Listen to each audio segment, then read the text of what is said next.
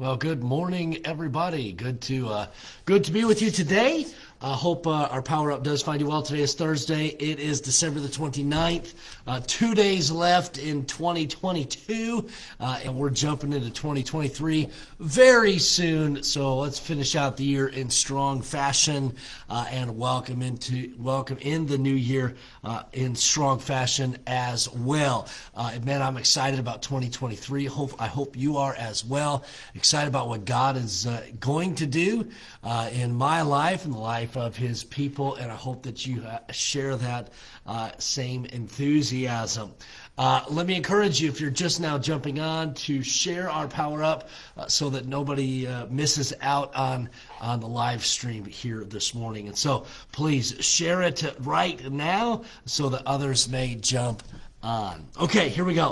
We're going to be in Job chapter number 16.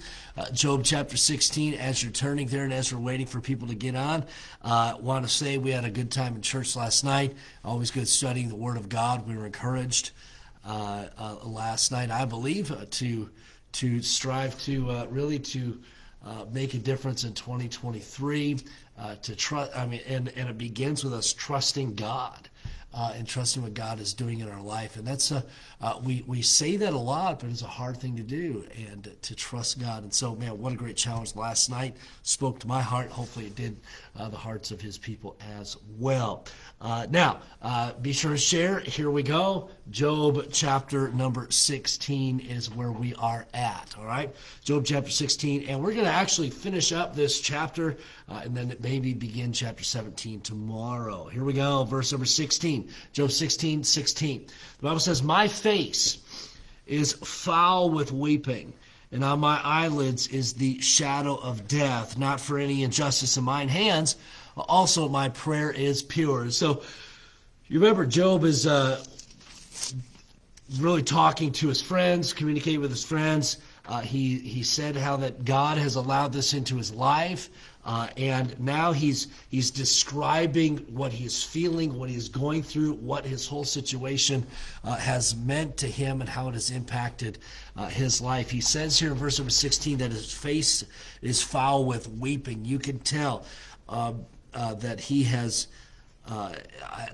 been crying, obviously, with what he has experienced and what he has gone through. It has broken his heart.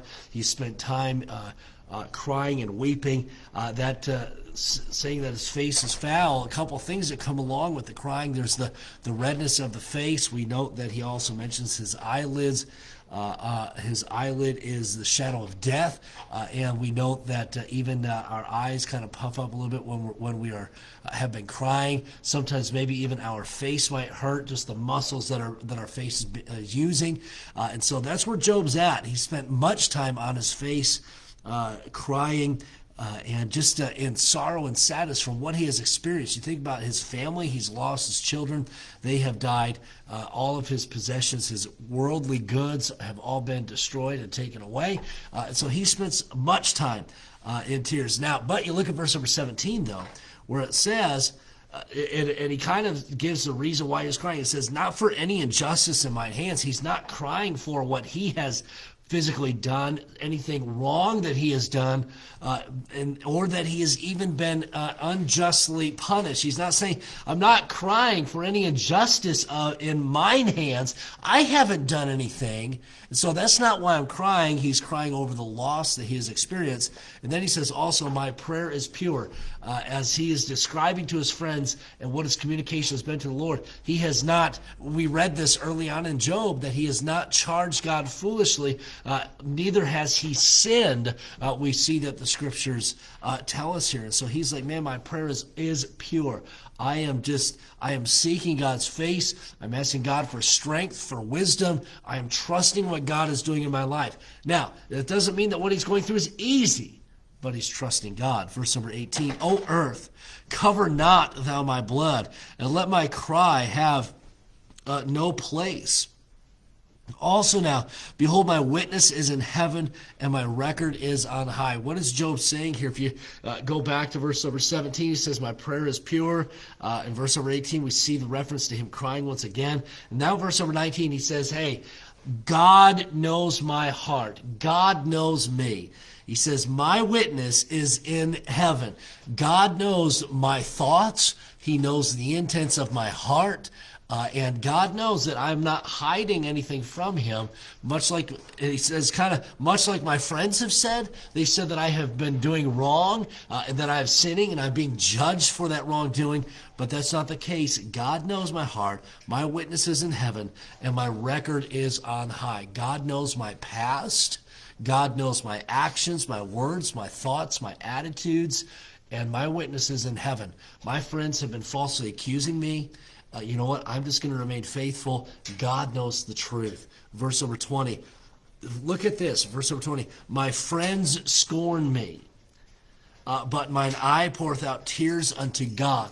My friends, even though they falsely accuse me, I am seeking God's face, and I pour out my tears unto God. I am pouring out my heart to the Lord. Let me tell you this. There's no greater place to go than to the Lord in the time of our trial. Listen, sometimes what we do is, man, we take out our difficult situation, and maybe the heartbreak and the heartache that we are experiencing, man, we tend to take it out on other people. And we tend to maybe complain to other people about what we're going through, when we ought to be turning to the Lord and saying, God, I don't understand what I'm going through. God, this hurts right now. And we ought to be going to God and asking God for the strength to get through, asking God for the wisdom that we need in the situation, and ask God to heal up our wounds. And here, Job says, man, my friends scorned me.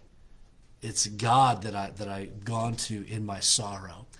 And that's who we need to go to. Now, I will say this, okay, when it comes to maybe people in our life, I think it's great to get godly counsel, but I think it is also foolish to complain to people that can't do anything about our situation, or complain to people that aren't really going to help us. I don't get the point of that. So we need to go to the Lord, go to good godly counsel, go to people that are going to tell us that are going to be blunt. They're going to tell us what's up. And they're not going to tell us what we want to hear. They're going to tell us what we need to hear. And that's so very important. I think we get this wrong oftentimes, and we borderline on gossip. We borderline on murmuring and complaining when we go to people that are just going to cry with us and bemoan our situation with us, or maybe even if the case warrants it, talk bad about the other people that might be involved in the situation. So godly counsel is so very important. So you need to find somebody that you can trust with your innermost feelings and your innermost thoughts. You find somebody you can trust, and somebody who's going to counsel you in godly fashion. And then I would say this also. After you've gone to that individual seeking that godly counsel, man, don't get upset at the godly counsel that's been given.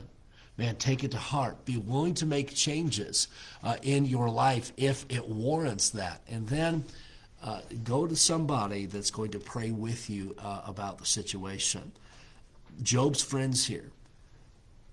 You think about what happened. They sat for days in complete silence because they did not know what to say.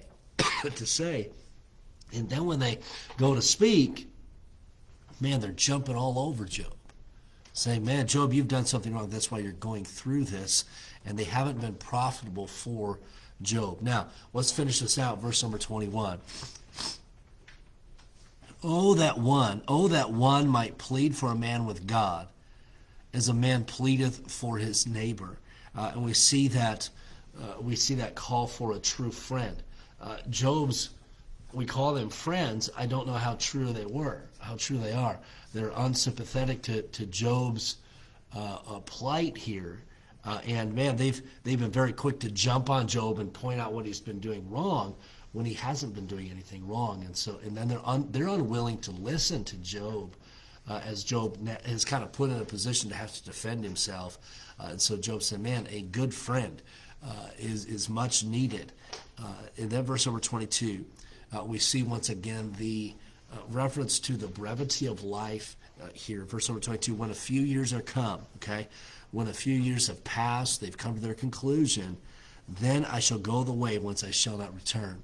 Job says, on this earth, man, we have just a few short years. And then we go back, and then we go to the place where we can't return. What is that? Death. And leaving this earth. And so as we consider this now, closing up chapter 16, and we see Job kind of going back to this thought of, man, death comes to us all, life is short. Job having this proper perspective. And here it is. Life is short. So, man, we need to follow the Lord today. We need to trust God today. We need to seek God's wisdom, strength, peace, and comfort today, because life is short. Life is so short that in the midst of trial, in the midst of testing, there's no time for complaining. Rather, as we go through the trial, we need to make the time for trusting and obeying. And I like that song, Trust and Obey, when we walk with the Lord in the light of his word. And that's what Job is referencing here, man, just trusting God and obeying. And like we mentioned even last night, and what we mentioned several times on our Power Up, that does not mean that life is going to be easy.